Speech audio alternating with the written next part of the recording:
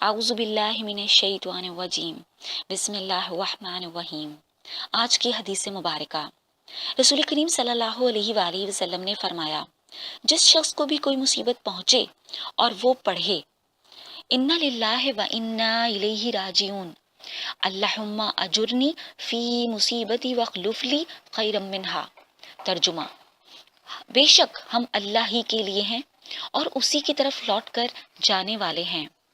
اے اللہ، مجھے میری مصیبت میں اجر عطا فرمائیے اور اس سے بہتر چیز مجھے عطا فرمائیے۔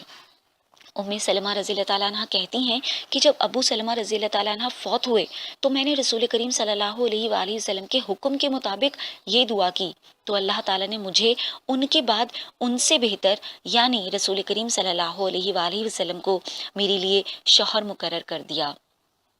ان ام سلمہ رضی اللہ تعالیٰ عنہ۔ تو آپ بھی اگر کوئی بھی مصیبت پیش آئے تو اس دعا کو پڑھ لیا کیجیے۔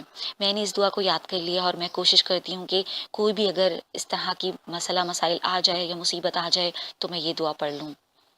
اپنے دوستوں پیاروں میں ضرور شیئر کیجیے تاکہ ان کے مسائل اور مصیبتیں بھی کم ہو سکیں اور وہ اللہ تعالیٰ سے اپنا کنیکشن بہت مضبوط بنا سکیں۔